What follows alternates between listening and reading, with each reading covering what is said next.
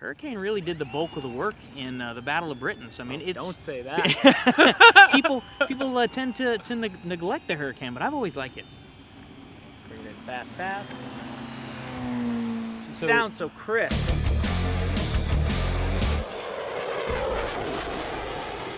Well, guys, welcome back to Motion RC, and what you're seeing right now is the Nexa Hawker Hurricane taxiing out.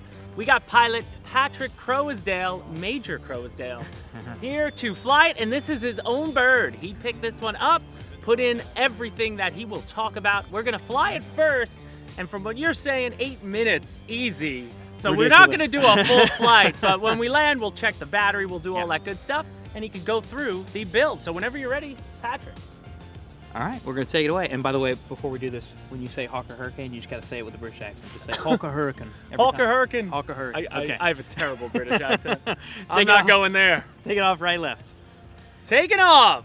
So just like the foamies here, I'm gonna add a little bit of back pressure, ease the power in, and once I start getting in the direction I wanna go, a little bit of right rudder. That right rudder, hold it in, tail will come up she goes. Nice and easy. She looks absolutely gorgeous.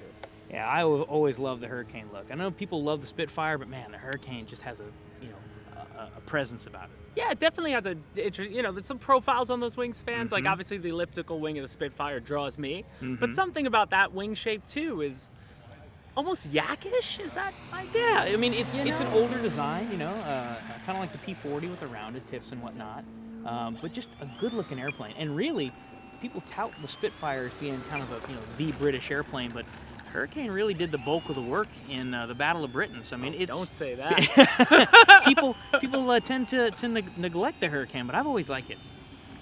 Bring it in fast path. So- Sounds so crisp. So It what does. prop do you have on that? So I'm running an APC 16x10 prop, and the power system is what's in the Flightline Spitfire or the Corsair. So I think it's the 390 kV, I believe it is. Yeah. Motor, and the 80 MPSC. And you'll notice I actually took some pictures when I was doing the build. I put a watt meter on it that this airplane with this prop, it's only pulling like 40 amps on 80 MPSC, so it can go the distance.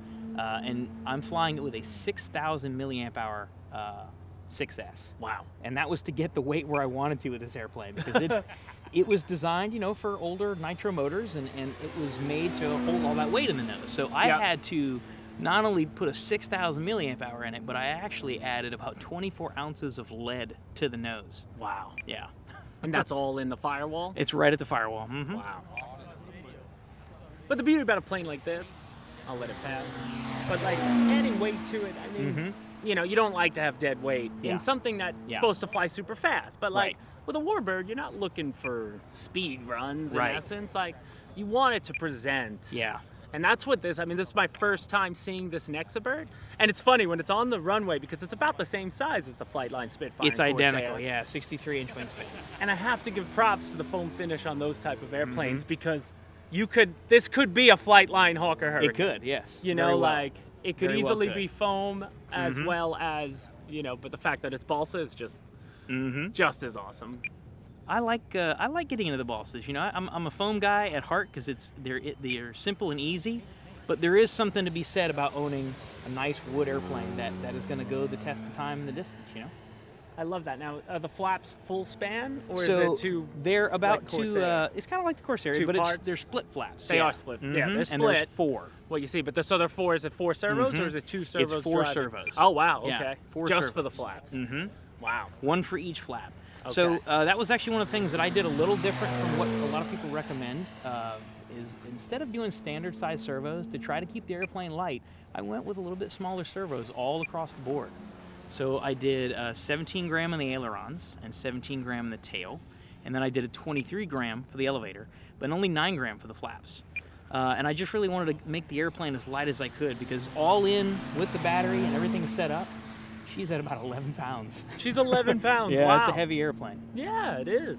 But you wouldn't can notice see, it. No, I mean, it flies quite nice. So just imagine what's the Corsair and the Spitfire. You got the same thing in there. They're like half the weight. Yeah.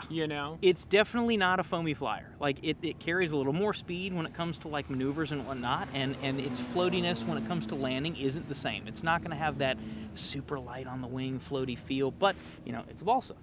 Now I did notice actually with the gear, it's wider stance than the Spitfire, right? Yes, so that is one of the things that I think people would appreciate about this airplane is its ground handling characteristics are a little better than the Spit. Going to be more P-47-ish, yeah, or zero-ish. I would say it's probably closer to the Mustang. The Mustang, okay. They're mid-winged and they're not quite as far out as like the P-47, but they do a really good job on the ground. I mean, you see here, I didn't do book rates either for the aileron and elevator. Yeah. I actually came up with some new throws that I think make the airplane fly a little nicer, a little more scale actually too when it comes to responsiveness in the elevator. Nice. And what you can do, guys, check out Hobby Squawk because Patrick is going to be in there. He's going to have an update probably already posted at the time you're seeing this. He's going to have all the tips on how the build went, and then he'll give all that information, and he'll probably jump in there randomly, answer some questions if people got it. Absolutely. But this is probably a good representation of some of these other Nexa birds that we got, because this was from our first batch, but now, you know, we got the Dauntless now, I'm sure a lot of them are going to be very similar in respect, especially the single engine warbird. But it's a nice addition if you good. got your flight line stuff. You know, the Corsair and the Spitfire would be a nice way to add something to the collection. Yeah, it would be familiar. Yeah. Same size, but then a good, you know, balls. Oh, look at the lights. Yeah. So I did. I added lights from Freewing.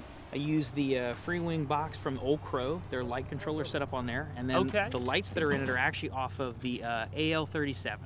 So the landing lights are the tail lights on the AL37, and the navigation. They look so bright. You catch those lights? Yeah, it doesn't move. Look at these lights. I love it. And look at them coming in. We got a wind. Oh, nice crosswind there. Right there. Landing. Oh, touch and go. Yeah, a little touch and go. All right. A little touch and go. Why not? Little how's your father? Warbirds are always fun for that. I like. That's the only British thing I could say. It's probably Austin Powers quote. Do I make you Randy? Oh, nice crosswind plane coming in. Look at that. Yeah, now we got a crosswind. Nice crosswind. Let's see. Actually, the wind's coming from the other direction. And you can see on the ground, she handles just fine. And you're off on. Oh, no! The first time! The first time! Tip It's not on the just grass. me! It's not just me! Little back elevator, and she still came over on the nose. Well, that was awesome. We're got leaving somebody helping it. out. We're leaving it. We got a helper. We're going to bring it back, talk about it, guys. Thank you. So, let's do that. All right, guys, just pulled it off the runway here, and Patrick, let's check the battery first. Yeah, let's do it. Because I don't know exactly how long we're in the air, but where were you on useful throttle time? So I have 8 minutes planned, and we were down to 3 minutes. So we had a couple minutes left there, obviously. 3 minutes, Yeah, okay. 3 minutes left of useful throttle time. So let's pull the battery out. And you guys can see I've got the 6,000 crammed in there. Yeah. But even with the 6,000 strapped in, she's got just enough room to pull out and get free of the strap and whatnot. And let's throw it on a sub check. Get that thing lined up. And I don't know if you can see that or not there. 3.89, so almost 3.9 You'll have to volts get per close. cell. So point that to can you him. see that there? You see that? Yeah, we see it. Okay, fantastic. So 3.9. you can definitely get some hang time out of this airplane. I would feel. And you were flying fast, it seemed like. You know, I you was were definitely full throttle and back and forth, so I Yep. definitely was not being shy on the power. Yep. And like I mentioned in the video there, it really doesn't pull a lot of amperage, and it produces 993 watts, I think it is, on this power system. So it's got plenty of pull for the weight. Again, heavier for an airplane that most guys are used to flying foam. You know, it's 11 pounds of the battery right now. But you can see that the airplane will do it. Yeah, It's got totally. a very, very thick cambered wing, which I think helps out with the slow speed stuff. It looks gorgeous too. Now, you said, now one thing I want to call out. So the lights are not like that, or do they have the gap there that you could add them? Exactly. It comes with the opening and comes with the clear plastic bits. Gotcha. I just drilled it out and set in the added the lights. AL37 lights. Yeah. Mhm. Nice. So you have nav lights, so you have 4 lights running through. And then the Freewing controller is one from the Old Crow where you can set it to sequence with the landing gear. Some of the gear come out, landing lights come on. Wow, beautiful. So then everything else, now this, when you take it out, this will be open. That was all attached, actually. Yeah. You put that, so you, was he in there? He's in there. Oh, he's in there. When, So when you it have- comes out of the box, you'll see Okay. in the video there that really the only control surfaces that I had to add were the rudder and the elevators. Yep. The ailerons are already attached. I think the flaps I had to do some gluing, but for the most part, it's The ailerons are pretty already good. glued? They were glued Oh, in and wow, attached. beautiful. Yeah, it was set, That's ready great. to go. And let me pick it up Yeah. here a sec. Mhm. Doesn't have as much weight there now, Yeah. but taking a look underneath. Yep. So you got the scoop, you put that on. You have to do the scoop and your plastic piece here to make it nice and smooth to the nose, and you know you're going to do a little more work than you are with a plug and play. You Of know? course. It's definitely an ARF, and you're going to have to do a little bit of modeling. You know, it's not a complete build, I wouldn't say, but it's more than just pulling Never out of the say box. the word Yeah, build. it's not a build. With an arm. It's an assembly. Even this one behind me was, I just assembled it, but it was a pain in the butt compared to what we're used to. But there you have it. So the 4, so you got 6 servos running across the wing. 2 for the flaps, 4 for the flap. Yeah. 2 for the aileron. Yeah. It's really pretty though. I like the scheme. I like the color on it. Really nice. I think it's going to be stickers that- already on it. No, actually, Okay, you apply you most of apply those. the- They most of had the some, details. so this is printed. Okay, this the is a printed roundels on, are printed. but your tail insignia is a part of a sticker sheet that you can choose what you want it to be, and they give you like 3 or 4 choices. Beautiful. Yeah. Well, guys, can't beat that. So on that note, we're going to talk to this one. Guys, check out the Hobby Squawk thread. Links are in the description. Links to the products in the description. Basically, check the YouTube description for all the information. We'll direct you anywhere you need to go to find more info about this Nexa plane. And of course, we have a lot of options. There's 20-something now, 30 planes almost in the Nexa lineup. And more will be on the way, guys. So Patrick, as always, thank you Always so fun. much. Even though that landing wasn't his best, I'm not letting him fly this P-47 happens. behind me now. He's got to earn it back. But either way, guys, stay tuned for more videos coming from Motion RC, and we'll see you next time at Motion RC.